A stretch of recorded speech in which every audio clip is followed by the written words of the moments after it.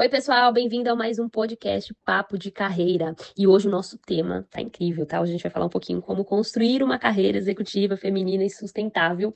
E eu convidei nada mais, nada menos do que a Jo Mazzarolo. A Jo, gente, ela trabalhou na Rede Globo por mais de 30 anos ali, comandando, né, a filial de Recife. Hoje, né, ela é consultora ali de gestão, comunicação, palestrante, e ela vai vir contar um pouquinho pra gente sobre a história dela, que é super inspiradora. Jo, fica à vontade para se apresentar. Olá, boa tarde, gente. É um prazer estar aqui. Estou bem feliz assim de dividir um pouco do que, enfim, da trajetória, da carreira. Eu sou jornalista de formação, fiz mestrado em comunicação também e depois entrei na carreira executiva. Entrei. E aí eu fui construindo a carreira, enfim, fui fazendo cursos, fazendo treinamentos, mas todos muitos por iniciativa própria. E assim, fiquei 23 anos na gestão aqui da Globo em Pernambuco, e alguns projetos Nordeste, também coordenava o Nordeste em projetos regionais.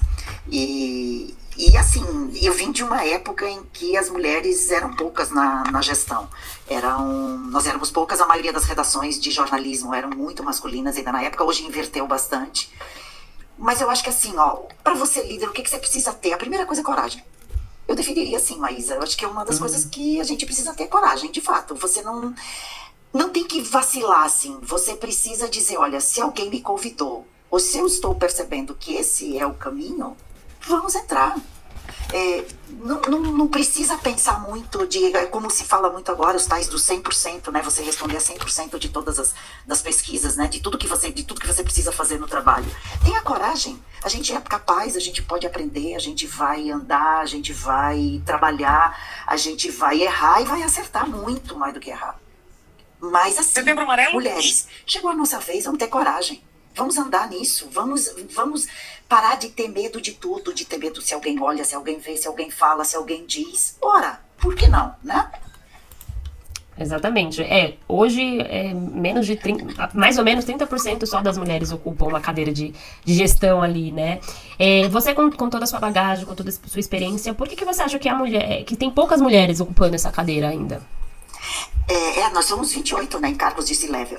E só 14 em conselhos de administração. Mas se a gente for olhar, só para recapitular um pouco, nós somos 48,7% chefes de família.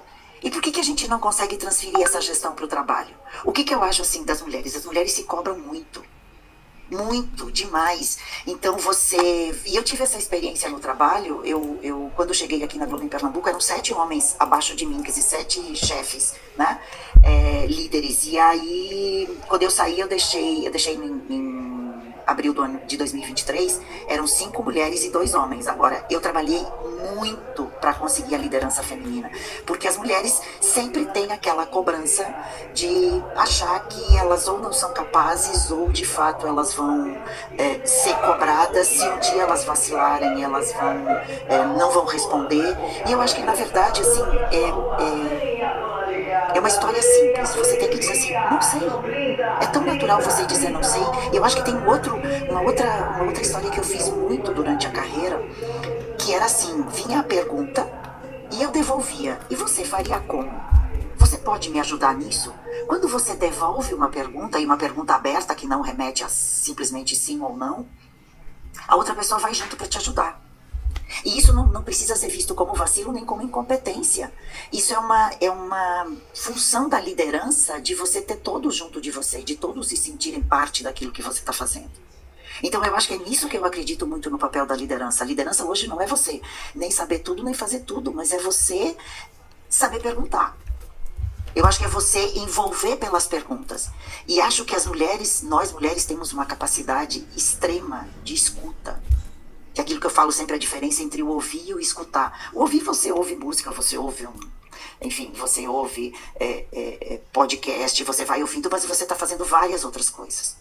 Quando você está de fato escutando as pessoas, e isso a gente sabe fazer, especialmente na liderança, você está 100% pleno e plena escutando quem está falando com você. Quando a pessoa percebe isso, ela se sente a pessoa mais importante daquela conversa. E aí, ao invés, assim, às vezes as pessoas chegavam para mim e diziam assim, a gente precisa disso, disso, disso, ou tem tal e tal problema. Se você está de fato escutando, você não responde para ela, ok, vou ver. Você vai começar a devolver com perguntas e vai perguntar, mas como isso aconteceu? Por que isso está acontecendo? quem está fazendo isso ou de que maneira. E aí a pessoa vai te devolver com respostas, com ideias, com propostas, vai se sentir envolvida e você passa a engajar. Em vez de você ter um problema para resolver, você tem o engajamento do seu time, você começa a engajar as pessoas, e isso é uma coisa que se espalha rapidamente, e as pessoas vão se sentir parte daquilo que você, da mudança que precisa ser feita, ou da resposta que precisa ser tomada, que precisa ser dada. Eu acho que assim, às vezes são só viradas de chave, que às vezes a gente pensa que tem que ter a resposta pronta, ou que simplesmente vai dizer, vou ver, né? Exatamente, Ju. Essa escutativa, essa empatia, né? Introduzir a equipe no propósito, no objetivo ali da área também é extremamente importante. Mas me conta um pouquinho, Ju, da sua trajetória, assim, quais foram os principais desafios que você enfrentou? Olha só, assim, eu venho, o que eu estava falando antes, de uma gestão bem masculina. O primeiro desafio era eu me sentir com coragem e me sentir capaz. Não só capaz de fazer, mas capaz de aprender. Então eu nunca tive medo de perguntar. Mas assim, se eu tivesse vacilado, se eu tivesse, assim, dito não a algumas coisas, eu acho que eu não estaria onde eu estou. Porque eu acho que às vezes a pessoa oferece, e aí eram homens que me ofereciam determinadas mudanças de função, e assim, eu de fato, na hora eu achava que, eu preciso trabalhar bem comigo mesma para eu encarar essa função, encarar esse trabalho novo e estar preparada. Eu acho que se eu tivesse dito não, eu teria mostrado fragilidade, mas eu dizia não, eu vou fazer. E eu aceitava na hora, nunca deixei de aceitar. Então o primeiro desafio, assim, é você ser você. Quer dizer, você aceitar. O segundo é ser você, é você imprimir a sua marca, assim, aquilo que você quer fazer. Então, claro, em redações como eu já peguei, quer dizer, você tinha, às vezes, conversas ou análises que, de fato, elas não condiziam. Mas eu nunca dei bola muito para isso, não. Eu sempre olhava para frente. Eu dizia, peraí, se estão comentando isso, eu devo pensar como é que eu posso fazer diferente. E aí eu fazia diferente. Eu nunca me recusei a trabalhar, aliás, sempre quis fazer mais, porque eu sabia que eu estava aprendendo. Eu acho que esse é um outro olhar que a gente... Setembro Amarelo? Então, o primeiro foi esse. O segundo, quando eu cheguei aqui em Pernambuco, eu precisei provar quem eu era. Porque, claro, eu estava pegando uma história cultural muito forte, uma antecessora que estava há muito tempo, há uns anos eles estavam acostumados num ritmo de trabalho, e eu precisei dizer, olha, vai mudar, vocês vão acelerar e eu vou desacelerar um pouco. Então, o segundo desafio foi esse. O terceiro, eu diria assim, quando você lida com lideranças políticas, você também precisa ter firmeza e ter certeza daquilo que você quer. Volta de novo, na verdade, assim, a gente precisa acreditar na gente. Nós precisamos acreditar na gente e buscar ajuda de quem você acha que deve buscar ajuda com você. Então, os desafios foram, assim, eu tive filhos, então era uma época que não tinha esse olhar feminino, né, esse olhar materno que a gente tem hoje. Mas mesmo assim, o que é que eu fazia?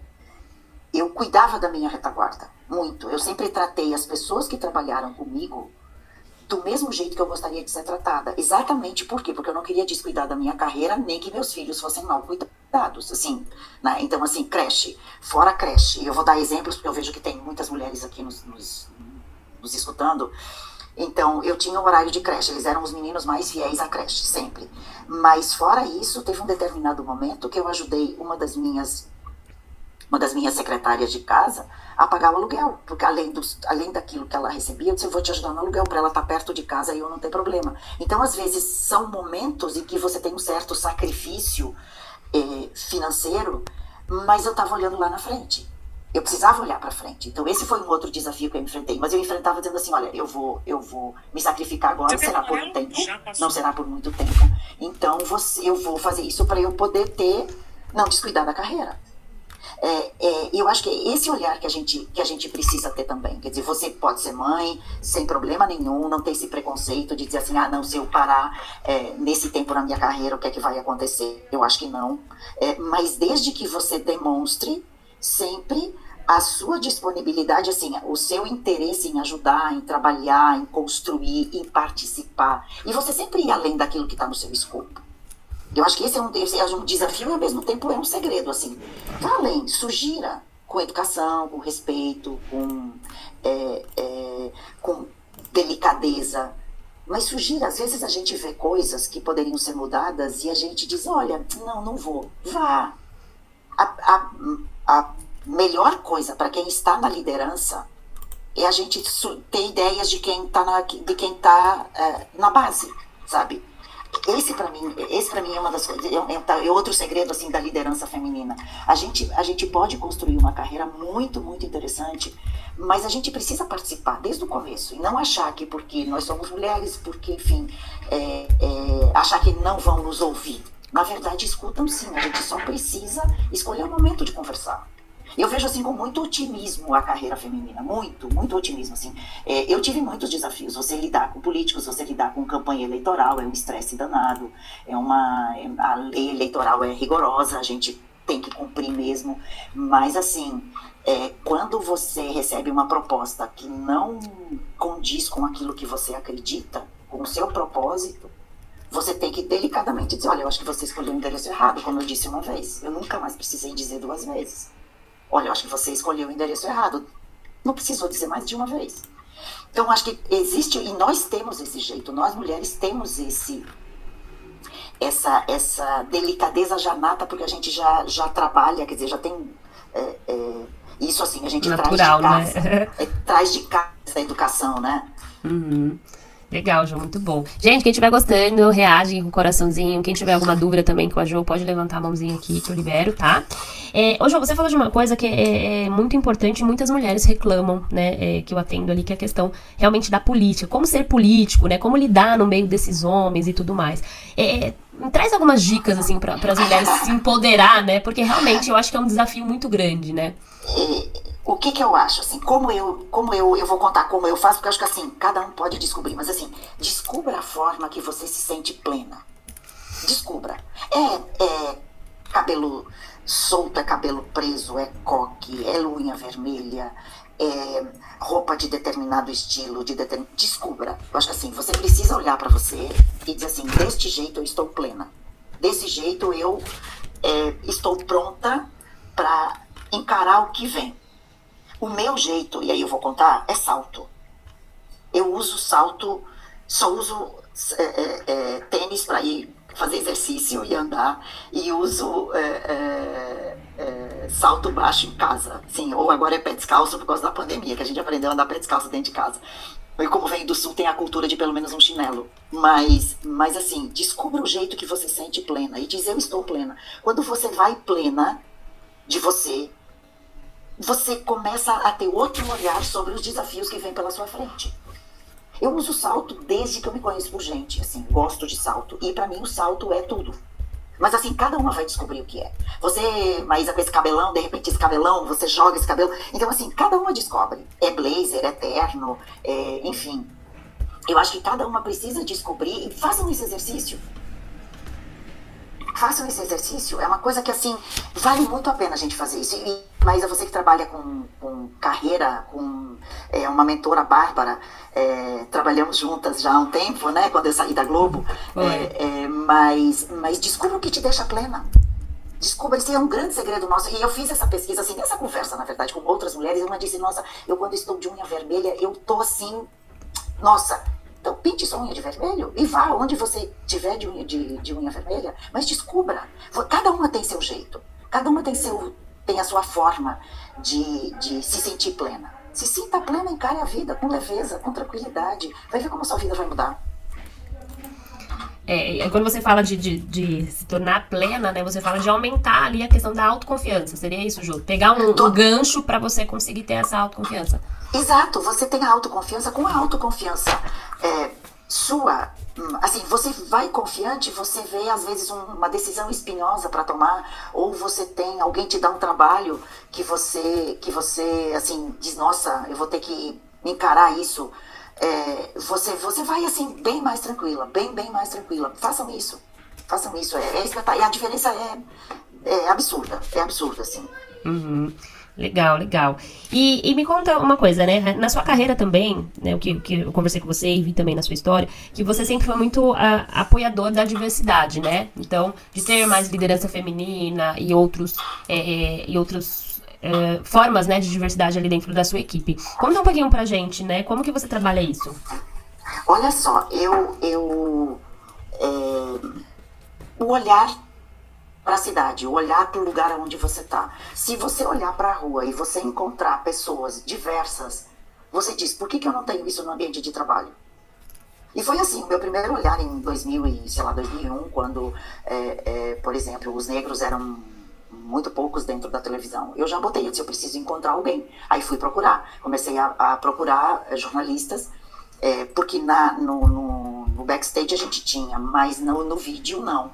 E aí eu disse, eu vou procurar. Mas assim, é o olhar que você tem, é o olhar para a sociedade, é o olhar para o lugar onde você está, para o ambiente. E assim, eu nunca olhei para as pessoas numa época, assim, no tempo de selecionar, quem elas eram. Eu sempre olhei o que elas poderiam entregar, o que é que elas poderiam fazer. E eu ficava muito angustiada nos primeiros tempos, porque eu não poderia contratar pessoas cadeirantes, porque a empresa estava num lugar de difícil acesso e tal, era muito ruim. Eu só poderia com alguma deficiência nos braços, né? Enfim, por causa da mobilidade do ambiente de trabalho. E aí quando a gente mudou, depois de um tempo a gente mudou de sede, a primeira coisa que eu fiz, eu disse, olha, preciso ver se eu encontro alguém, né, que queira o trabalho e que queira fazer isso. Mas eu acho que é muito do olhar feminino também. Você olhar para as pessoas em cima daquilo que elas podem te ajudar a trabalhar, te ajudar a construir, e não se elas são de um jeito ou de outro. Nunca foi esse o meu critério, mas eu sempre gostei de ter a representatividade. Talvez até porque eu tenha vindo de uma família grande, tenho mais 3 irmãos, então assim, eu já tinha a diversidade em casa, né? E aí, assim, quando eu vim para o Recife, que eu comecei a participar, enfim, dos processos de seleção, eu disse, nossa, eu tô aqui, existem negros na cidade e não tem nenhum vídeo, como assim, né? Então, eu acho que é muito disso, assim, sempre olhei para essas coisas. Acho que é muito legal a gente construir um trabalho olhando para o ambiente onde a gente mora, onde a gente trabalha, onde a gente vive. Legal, bacana. É representatividade, né? É. Então a pessoa tá ouvindo alguém ali parecido com ela e tudo mais. Então isso é uma diferença muito Sem bacana. dúvida. Legal, João, muito bacana. Ô, João, você, na sua última equipe lá, quantas pessoas tinham, mais ou menos? Numa época, eu tinha 110. Aí depois teve uma reestruturação, assim, a área de tecnologia, e era fato. Teve uma nova estrutura e eu fiquei com 90. Eu tinha 90 pessoas. Mas, assim, de todas as idades, de todas as histórias. Eu gostava muito de saber a história de vida, né? Sempre gostei muito de saber da vida das pessoas. Acho que é uma história que você constrói juntos. Então, você participar na medida do possível, assim, do que você pode ajudá-las a se ajudar, a saber da vida delas. Eu conversava com elas, eu fazia uma conversa uma vez por ano com todos, independentemente dos chefes mais próximos. Por que eu fazia isso?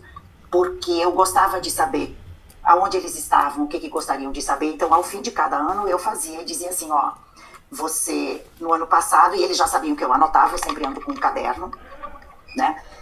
Eu anotava o que eles tinham me dito, eu sugeria aquilo que eu gostaria que eles, enfim, as entregas que eles poderiam fazer além do que eles estavam fazendo, e era muito curioso, assim, os que me acompanharam durante um bom tempo diziam, ó, você escreveu tal coisa, tal coisa, tal coisa, eu sei o que eu disse pra você no ano passado. Então, assim, acabava sendo um diálogo super interessante, assim, e aí eu chegava e dizia, olha, você me pediu isso, isso, isso, disso daqui eu consegui isso eu tô devendo, mas isso não, enfim, e aí você estabelecia um diálogo e ao mesmo tempo você tinha a equipe junto de você, a equipe próxima, a equipe que você diz assim, olha, se eu pedisse qualquer coisa, eles diziam assim, ó, peraí, vamos lá, vamos construir juntos. E aí a gente construía juntos, construímos um belo ambiente de trabalho. Mas assim, eu acho que outra coisa que nós precisamos fazer, nós líderes e nós gestores, é anotar aonde você achar que é melhor. Eu como sou do tempo do caderno, eu gosto de um caderno e eu anoto. Porque às vezes a gente pode esquecer o feedback, por exemplo, também. Anote o que você conversou, anote em rápidas palavras o que a pessoa respondeu. Porque você pode esquecer, e aí a pior coisa é você ser esquecida, né? Com certeza. Legal, bacana. Gente, quem tiver alguma dúvida, fica à vontade para levantar a mão aqui e tirar alguma sugestão não, algum insight, né, alguma coisa que possa trazer aqui para contribuir. Mas, João, quando a gente fala de carreira sustentável, né, a gente pensa ali numa carreira, uma liderança mais equilibrada, né? Porque um grande desafio da liderança é manter o equilíbrio, né? Um tempo atrás teve uma polêmica aí de um CEO que compartilhou que Deus me livre ter uma mulher CEO, né? Porque realmente é muito difícil, né? Você ter um equilíbrio da vida pessoal, vida profissional e dar conta de tudo. Realmente terão coisas que a gente deixa ali de escanteio, né? Como que você conseguiu ter esse equilíbrio ali na sua carreira? Olha só, primeiro, meus meninos foram pra creche desde cedo. Eu não tive problema, não. Eu acho que assim, a creche é um lugar espetacular para eles ficarem.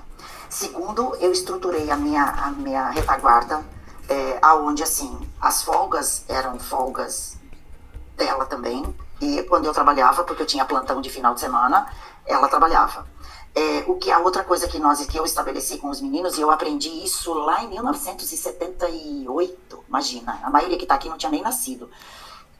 Eu fui entrevistar uma das primeiras mulheres, que era mulher de governador, e ao mesmo tempo ela tinha 3 filhas e ela trabalhava fora, ela era professora. E aí eu fui entrevistá-la como um trabalho de jornalismo, e ela me disse, olha, Jô, eu perguntei para ela como é que ela administrava 3 filhas, enfim, os compromissos de mulher de governador e a vida dela. E ela disse, olha, o importante não é a quantidade, é a qualidade de tempo que você dá aos seus filhos. Não adianta você estar lendo o jornal e você dizer que está com seus filhos. Quando você está com seus filhos, você tem que estar 100%. Quando você não está, eles sabem onde vocês estão. E aí eu estabeleci essa relação com eles. Então, se eu não estivesse em casa, se eu tinha uma reunião, um compromisso social, enfim, alguma coisa que eu tinha aqui, eu tinha um calendário em casa, que eu tenho até hoje, e aí tinha um círculo e tinha alguma coisa escrita. Eles sabiam que eu tinha alguma coisa. Se eu não tivesse anotado, eu lembrei um dia, eu esqueci, e aí eles disseram, mamãe, como é que você chegou a essa hora e não está no calendário? Então, assim, você estabelece conexões com os seus filhos e assim, eles conseguem administrar a vida deles, sabendo que a escola é o dever deles e o meu era o trabalho. E, por exemplo, quando eu cheguei aqui, imagina, trocaram de escola, de casa e tal, só que eles adoravam sair no fim de semana, quando desce, ir para alguma pousada, por mais simples que seja, mas era sair de casa. Então, quando eu pudesse, quando dava, eu fazia isso. Joguei muito futebol com eles, levei muita canelada deles. Então, assim, mas quando eu estava com eles. Era uma administração, então, 2 horas do meu dia, 3 horas do meu dia, chamava almoço, quando eu fazia almoço no fim de semana, eu chamava para fazer almoço, eles faziam junto comigo. Então, assim, tem várias maneiras de você integrar e deles perceberem que quando você tá, quando você não tá. Eu usei isso, hoje eles estão grandes, um tá com 32, outro tá com 26. E a gente mantém, e eles lembram, assim, com carinho de todas as coisas que eles viveram. Eu lembro de quando eu estava trabalhando no Fantástico, domingo à noite, o mais velho reunia alguns meninos, eu morava no Rio ainda, e aí eles adoravam saber o que é que vinha no outro bloco, para dizer para os amigos, vai sair tal reportagem no próximo bloco, quer dizer, essa era o barato. Então, se era isso que eles queriam, eu ligava antes e dizia assim, vai sair tal reportagem, assim, um bloco no intervalo comercial. E aí eles se orgulhavam dessas coisas. Então, são maneiras que cada mãe descobre de como conviver. Poxa, muito legal mesmo, porque a gente tem essa autocobrança de tempo com o filho, né? Eu preciso ter mais tempo com meu filho, eu preciso ter mais tempo, mas e o tempo que você tem, você tá tendo essa qualidade com ele? Então, sim. Muito bom. Organizar isso pra realmente, né, ter esse tempo de qualidade. Muito legal, João. Eu acho que Maria Helena quer falar. Isso, Maria Helena foi minha colega. Vou colocar agora. Oi, Maria, tudo bem? Bem-vinda! Nossa, que alegria ouvir essas 2 feras aí falando, que alegria ver João Mazzarobo, uma pessoa muito maravilhosa. Eu tive momentos de trabalho muito ricos, de muita parceria e de muita admiração também. Então, por isso, Jô, a minha pergunta para você é assim, e também para Maísa, queria ouvir Maísa também.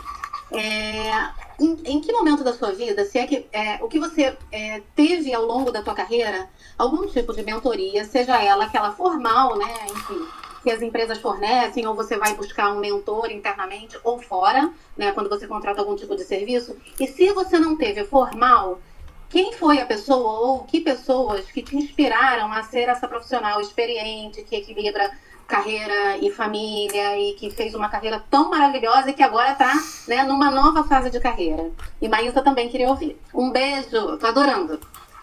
Beijo, Maria Maria. Helena. Beijo, Maria Helena. Olha só, na verdade, assim, eu tive duas mulheres, também, duas mulheres, Lígia Tricot, que foi lá no... Mas eram informais, eram colegas, quer dizer, ela era minha chefe no começo, e em que eu me inspirava, especialmente no senso de justiça, de trabalho, de orientação.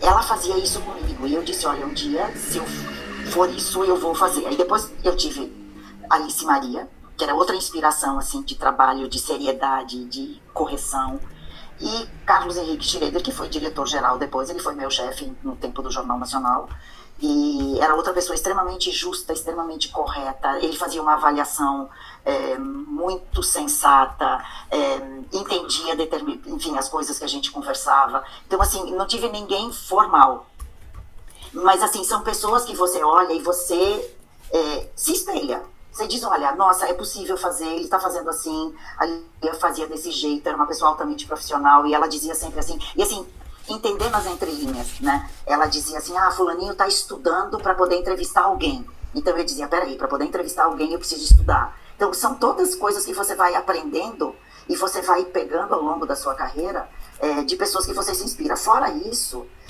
eu sempre, dos meus chefes, que eu tive inúmeros, eu sempre dizia, nossa, ele tem esse lado bom, eu vou copiar isso. As outras coisas, assim, pouco... né, aquela história, você releva. Mas, assim, eu acho que também a gente olhar as coisas boas que as pessoas que trabalham com a gente têm, elas podem ter lá seus problemas, suas dificuldades, mas tem muita coisa legal. Então, pegue essas coisas para você. Olhe e diz, pô, isso dá para fazer, isso eu posso... isso chega próximo do que eu penso... vá se inspirando. Eu não tive mentoria assim direta não, mas eu me inspirava muito nas pessoas, olhava muito para as pessoas, como as pessoas faziam e dizia, olha, isso é legal para mim, isso eu também posso fazer. E fui andando, assim, fui trilhando o caminho. Legal, Ju. Maria, eu acho que na CLT eu tive uma gerente, que foi a Teca da Eternity, que eu me inspirei muito nela. Ela era muito, pra mim, ela era uma referência de gestão.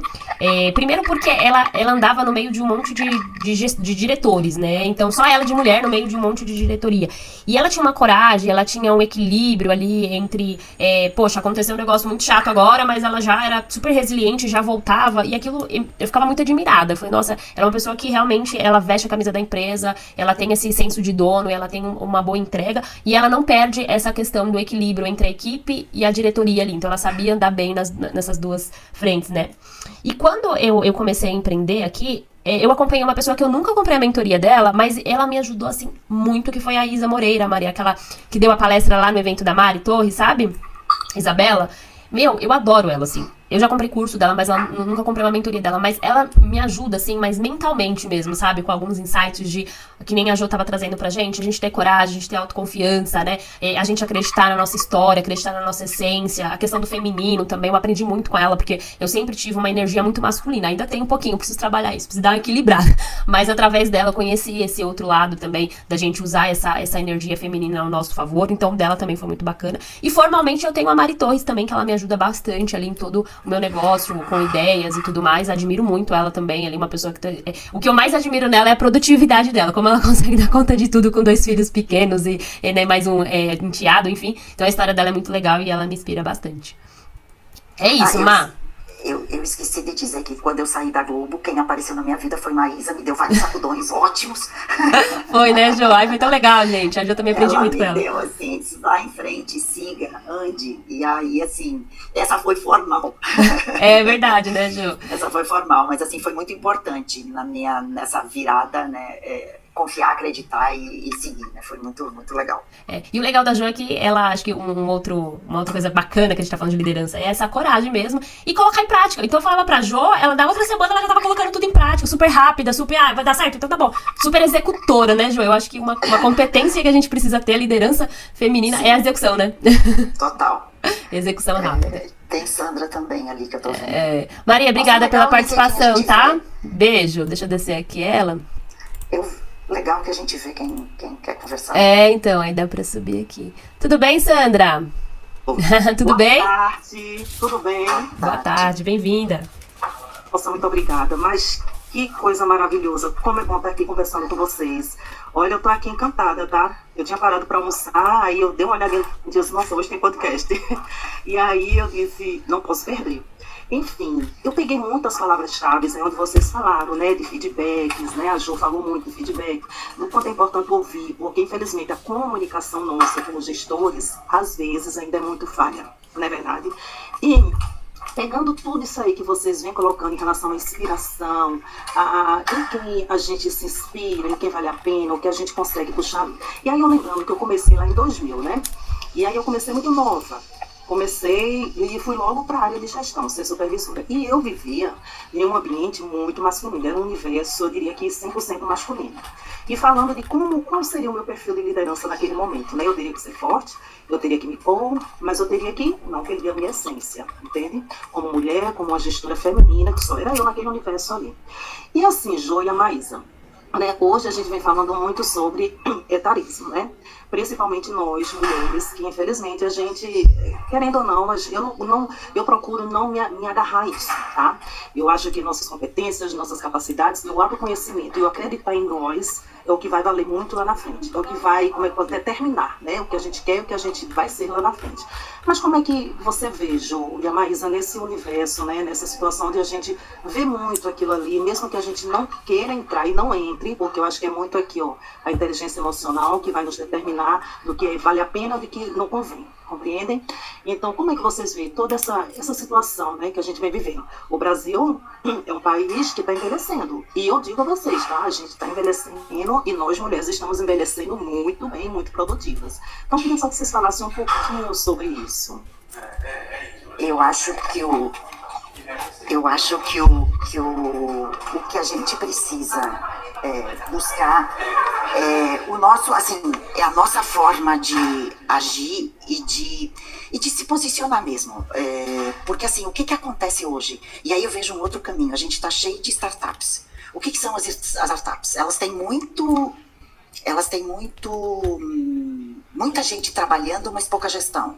Então esse é um caminho onde nós temos, e eu falo isso porque eu fui chamada por uma, e agora várias querem que eu dê mentoria em gestão, especialmente em gestão e liderança, porque assim, é um nicho novo, acho que a gente pode entrar nessa área, mas aí a gente precisa só trabalhar o nosso mindset. Nós não temos determinadas coisas que eles têm, e eles têm coisas para nos acrescentar. Esses dias eu fui mediar uma conversa onde tinha uma turma nova que tinha entrado no trabalho e tinha a turma dos antigos, e os antigos reclamando comigo que eles estavam sendo escanteados. E aí eu disse, como é que vocês chegam para conversar com eles? Porque eu disse, eles têm a rapidez da tecnologia, e nós temos a experiência em determinadas coisas que a gente pode dar o pulo do gato para eles. E eu acho que é nisso, assim, eu acho que as empresas grandes estão fazendo isso. Mas eu acho que a gente tem um caminho bem legal para descobrir nessa área. Legal, Jo. Eu também acho. E também vejo, né? Concordo, realmente. Eu acho que a gente se completa muito, né?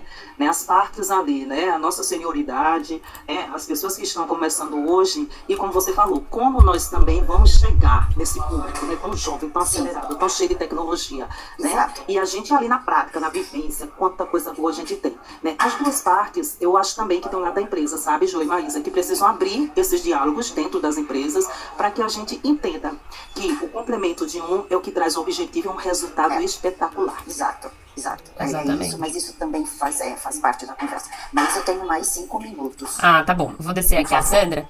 E aí, só complementando aqui o que a Jo falou, que essa questão dos 50 a mais está super em alta, né? As empresas elas estão contratando mais pessoas, estão mantendo mais pessoas, até porque a gente está com uma escassez de talentos aí também, né? Os jovens, eles não ficam mais de 8 meses nas empresas, então a contratação dessas pessoas com 50 a mais acaba trazendo estabilidade e responsabilidade, que às vezes falta um pouquinho ali nessa galera, né? Mas, Jo, eu vou fazer o seguinte, a gente finaliza aqui o podcast, eu preciso dar uns recadinhos para eles, mas eu queria agradecer muito a sua participação, tá? De verdade. Eu acho que você conseguiu agregar muito valor aqui pra galera, tá bom? Obrigada, querida, obrigada mesmo. E desculpem não ter que sair um pouquinho antes, mas é um negócio. Não, eu sei, vai lá. Muito sucesso pra você, que você consiga fechar o seu negócio, tá bom? Beijo, tchau. Se você ficou até o final do nosso papo de carreira, não deixa de dar um like e também de me seguir lá no Instagram, vou deixar o meu @ aqui na descrição. Lá eu compartilho com vocês um pouquinho sobre como ser uma consultora de carreira e job hunter. Te espero lá. Beijo!